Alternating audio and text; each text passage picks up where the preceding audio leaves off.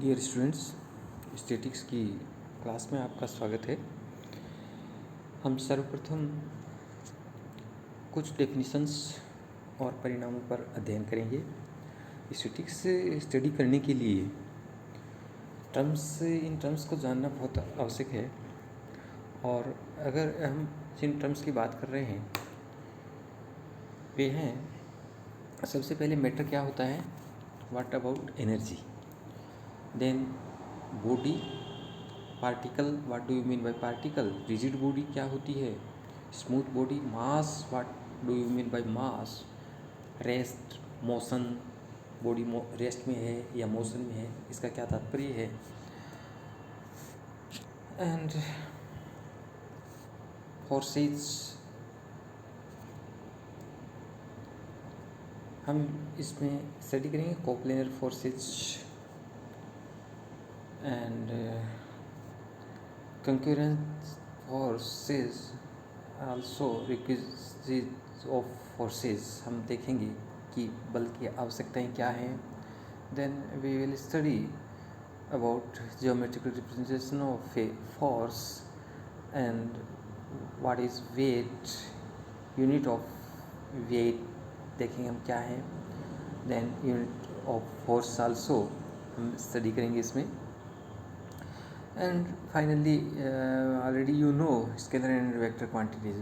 What do you mean by scalar and vector quantities के बारे में आप यहाँ पर देखेंगे। सर्वप्रथम मैं अगर मैटर और एनर्जी की बात करूँ तो फ्रेंड्स, दिस इज़ जो हमारे आसपास और ब्रह्मांड संसार सब कुछ जो है वो इज़ आइदर मैटर और एनर्जी, या तो वो मैटर है और या फिर वो एनर्जी है। जो भी कुछ हम देखते हैं, फील करते हैं, around us is either matter और एनर्जी। अगर हम मैटर के एग्जांपल के तौर पर बात करें तो कप जैसे टेबल है, आप देखते हैं, एयर, वाटर एटसेट्रा मैटर्स। अगर हम एनर्जी की बात करें और उदाहरण देखें तो हीट, लाइट, इस तरह से ये सब एनर्जी है। Now what is the difference between matter and energy? So anything that occupies space and is perceived by our sense is matter and rest is energy. अगर बॉडी को डिफाइन करें, पिंड क्या होता है? A body is a portion of matter occupies a finite space, जो कि एक निश्चित स्थान घेरती है। वो द्रव्य का जो एक स्थान, निश्चित स्थान घेरता है, वो बॉडी है। So body has a definite volume and A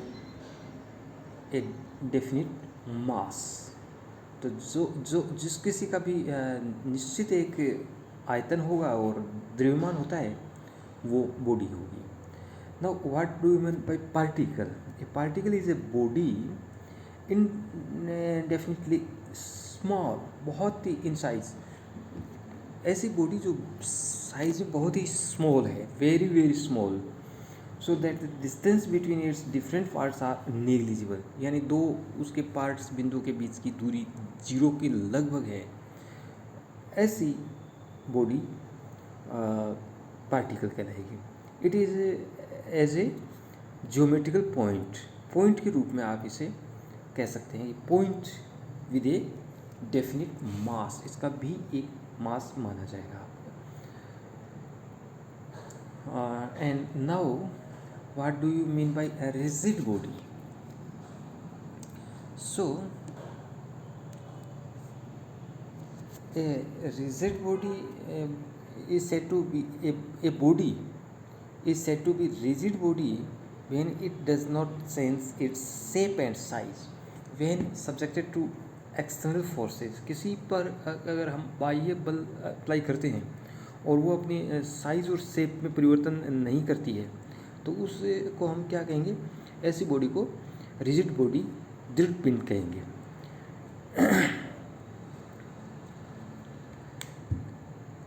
A rigid body is a body, the distance between any 2 points of which always remains the same. तो जब वो rigid body है तो दो पार्टिकल्स के बीच डिस्टेंस है वो हमेशा वेरी नहीं करेगी, स्थिर रहती है, कांस्टेंट रहती है.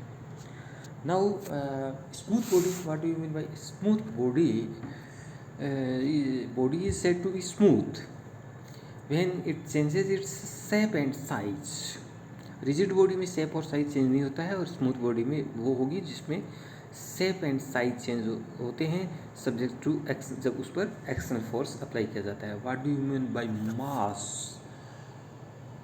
सो mass of a body means magnitude of matter from which body made. Mass से तात्पर्य हमारा क्या है? उस मैटर का परिमाण है जिससे वो बॉडी बनी हुई है. Unit of mass in CGS system is gram, and in MKS system is kilogram, and FPS system is pound. You know very well. Rest, कोई बॉडी रेस्ट में है और मोशन में है, इसका क्या अर्थ है? ए बॉडी और a particle said to be in rest when it does not change its position relative to other things in surrounding regions. Rest में वो बॉडी कराएगी जो दूसरी वस्तुओं के सापेक्ष में अपनी पोजीशन को चेंज नहीं कर रही हो, और जो पोजीशन चेंज कर रही है दूसरी वस्तुओं के सापेक्ष में, वो बॉडी मोशन में कहलाएगी. Now force.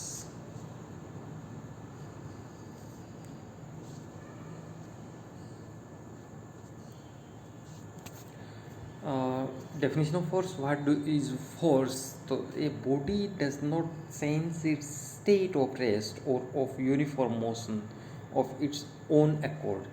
आप जानते हैं कि कोई वस्तु जो स्थिर अवस्था में है वो स्थिर अवस्था में ही रहना चाहती है, और जो गतिमान है वो गतिमान ही रहना चाहती है. वो स्वतः अपने आप से कोई उसमें परिवर्तन नहीं करना चाहती, नहीं करती है. इफ इट डज सो, अगर उसमें कोई परिवर्तन होता है उसकी गति में, रेस्ट में है वो गतिमान होती है, या गतिमान है वो रेस्ट में आना चाहती है, या किसी, then there must be some reason. और अब हम कहते हैं कि कोई स्थिर अवस्था में है या फिर गतिमान अवस्था में है, और अगर वो अपनी स्थिति, ऐसी स्थिति को परिवर्तित करती है, गति वाली रेस्ट में आती है या रेस्ट वाली गति में आती है, तो हम कहेंगे कि देयर इज़ सम रीजन, उसका कोई न कोई कारण अवश्य है. And something external to body which acting on the body so as to compel it to do so, such external cause is known as force. ऐसी चीज़, ऐसी जो उसकी गति में परिवर्तन करती है, वो कारण क्या है? वो कारण ही एक्चुअल में फोर्स कहलाता है. दस फोर्स की अगर हम अब देखें तो force is such thing which changes or tends to change the state of rest or uniform motion of a body. तो फोर्स उसकी स्टेट को चेंज करने की एक वो कोज है, और वो थिंग है जो चेंज करती है, वो फोर्स कहलाएगा. अब हम अगर काइंड्स ऑफ फोर्सेस की बात करें तो first is action and reactions. Forces produced by direct contact are known as actions and reactions. Direct जो इसमें कांटेक्ट से होते हैं वो एक्शन और reaction. So when the body is when two bodies are in actual contacts with each other, each will exerts a force on the other. तो एक के द्वारा वो फोर्स होगा तो एक्शन होगी, तो दूसरे के द्वारा वो रिएक्शंस कहलाएगी, वही फोर्स. तो the force exerted by one of the two bodies on the other may be called action. Then the force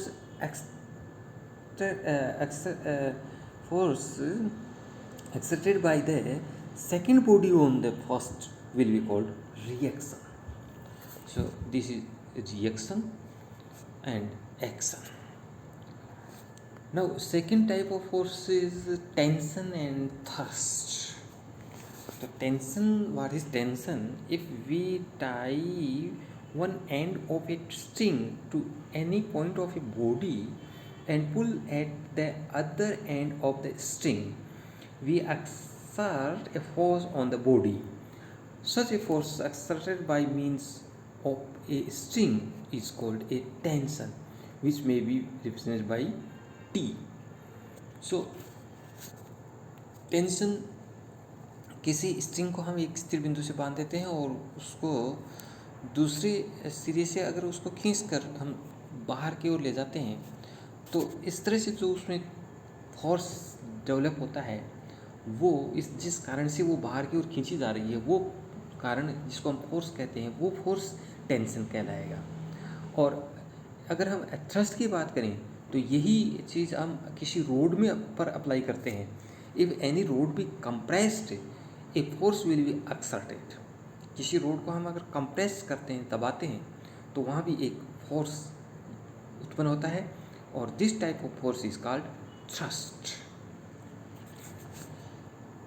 now तीसरा टाइप जो फोर्स का है वो है attraction and repulsion. There are two forces acting between two bodies unconnected when bodies tend to approach each other. जब हम कहते हैं कि बॉडी जब कनेक्टेड हैं और डायरेक्ट कॉन्टैक्ट में जो फोर्स एक बॉडी से दूसरी बॉडी पर अप्लाई किया जा रहा है, तो एक बॉडी द्वारा अप्लाई किया गया फोर्स हम अभी देखा एक्शन कहलाएगा, और वही दूसरी बॉडी के द्वारा जो उसकी प्रतिक्रिया स्वरूप होगा वो रिएक्शन कहलाएगा। लेकिन जब हम अट्रैक्शन और रिपल्सन की बात कर रहे होते हैं तो बॉडी कांटेक्ट में नहीं होती है, बॉडी कांटेक्ट में नहीं होती है। और when bodies tend to approach each other, जब वो एक दूसरे की ओर खींचती हैं without contact, this force is called attraction. और when two bodies tends to recede from one another, the force is called repulsion। एक दूसरे को दूर धकेलने की जो प्रवृत्ति होती है, वो कारण क्या होता है जिस कारण से वो एक दूसरे को दूर धकेलने की प्रवृत्ति रखती हैं विदाउट कॉन्टैक्ट, वो रिपल्सन कहलाएगा। Attraction and repulsion forces are exerted without any visible means. उसमें कोई विजिबल मीन नहीं होता है। और अगर हम एग्जाम्पल्स की बात करें तो gravitational force is an attraction force and force between two unlike magnetic poles और electrically charge particles, these are attractions. And repulsion की बात करें हम तो force between two like magnet poles, north pole to north pole को नज़दीक लाते हैं, तो वे रिपल्सन यहाँ पर महसूस करेंगे और इस तरह का फोर्स रिपल्सन फोर्स होगा। नाउ जब हम फोर्स की इतनी बात करते हैं और फोर्स की बात कर रहे होते हैं तो what are the requisites of a force.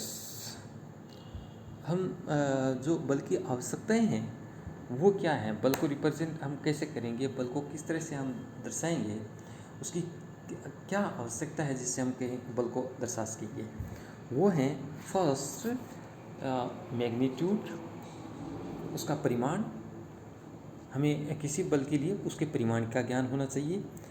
Second, direction in which force acting, जिस किसी दिशा में फोर्स अप्लाई किया जा रहा है उसकी डायरेक्शन का ज्ञान हमें होना चाहिए, तब फोर्स की वस्तु स्थिति हम बता पाएंगे। एंड तीसरा जो है पॉइंट है वो है पॉइंट ऑफ एप्लीकेशन, फोर्स किस बिंदु पर अप्लाई किया जा रहा है, ये नॉलेज हमें होना चाहिए। और चौथी और अंतिम जो फोर्स के लिए रिक्विजिशन है वो ये कि लाइन ऑफ एक्शन का हमें ज्ञान होना चाहिए कि फोर्स की लाइन ऑफ एक्शन किस क्रिया रेखा के अनुदिश फोर्स क्रियाशील है, उसका ज्ञान हो हमें। तो ज्योमेट्रिकल रिप्रेजेंटेशन हम किस तरह से दे सकते हैं। फर्स्ट जिस मैग्नीट्यूड की बात कर रहे हैं तो this magnitude represented by taking length of line as magnitude. किसी लाइन की लेंथ 5 सेंटीमीटर है मान लीजिए, और अगर हम ये डिफ़ाइन कर लें कि 5 सेंटीमीटर, ये डिफ़ाइन कर लें कि 1 centimetre equals to 1 kg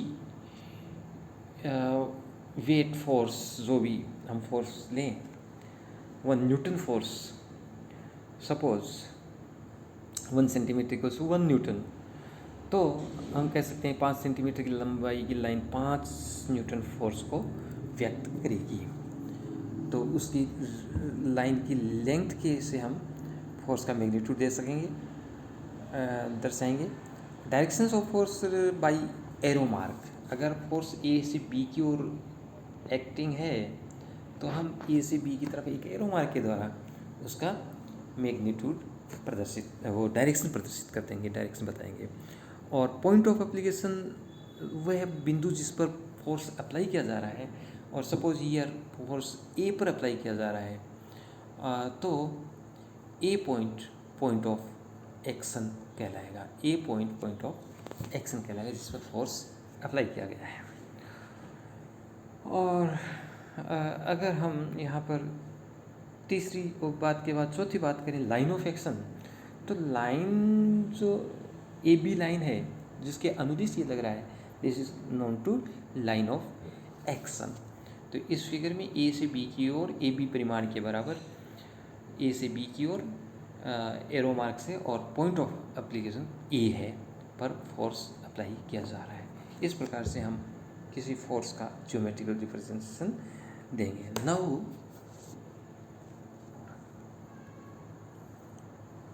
coplanar forces क्या हैं, समतलीय बल क्या हैं? तो टू और more forces are called coplanar when line of action of forces are lie in one and same plane. Line of action of forces are lie in same plane. This is same plane. So in this case these are called coplanar forces. And concurrent forces are called concurrent when they applied on same point of application. concurrent forces क्या होंगे? Same point of application. ये तीन force F1, F2, F3 concurrent forces हैं क्योंकि point of action इनका same है। Suppose A,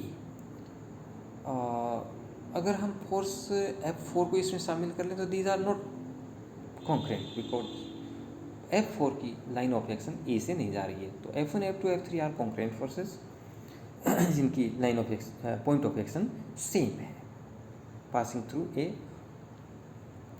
same point of action. Couples two equal and unlike parallel forces acting along different lines are said to form a couple.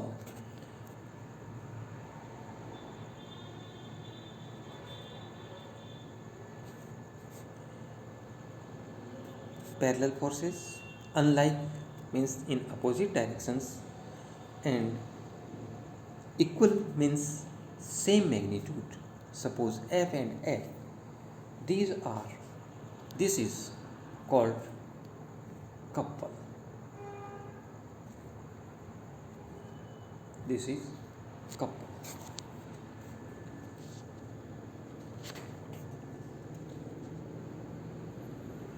Now friction is also a force. So what is friction? If two bodies in contact, यहाँ दो bodies यहाँ contact में हैं with each other, the property of the two bodies by virtue of which a force is exerted between them at their point of contact to prevent one body sliding on the other.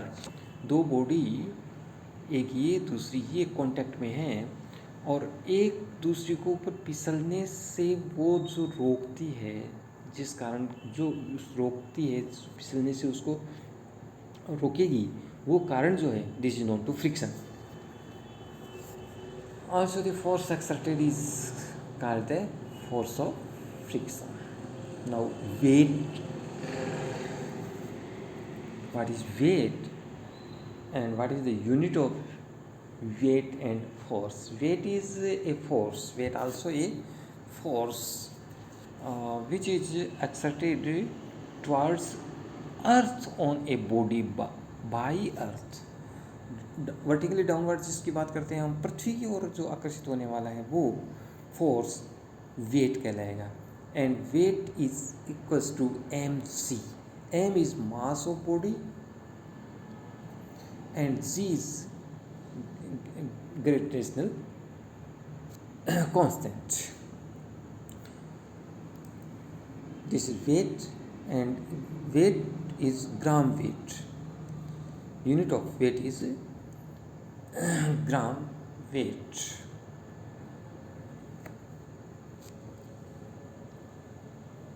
And unit of forces are,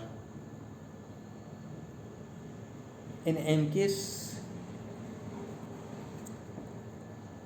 kg weight, kilogram weight.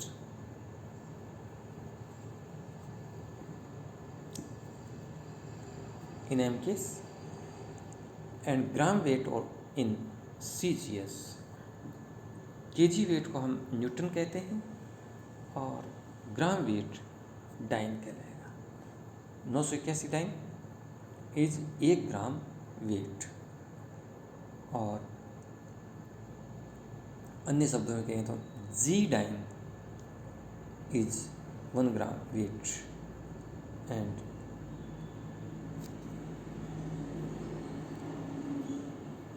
this is in MKS. 9.81 Newton is 1 kg weight. So friends, आज इस व्याख्यान में आपने कुछ महत्वपूर्ण बातें हैं जो स्टैटिक्स के अध्ययन के लिए आवश्यक है का अध्ययन किया. नेक्स्ट वीडियो में हम मैकेनिक्स, जो स्टैटिक्स आपका अध्ययन स्टैटिक्स पर करना है आपको और डायनेमिक्स पर, तो स्टैटिक्स और डायनेमिक्स क्या है ये हम नेक्स्ट टाइम स्टडी करेंगे.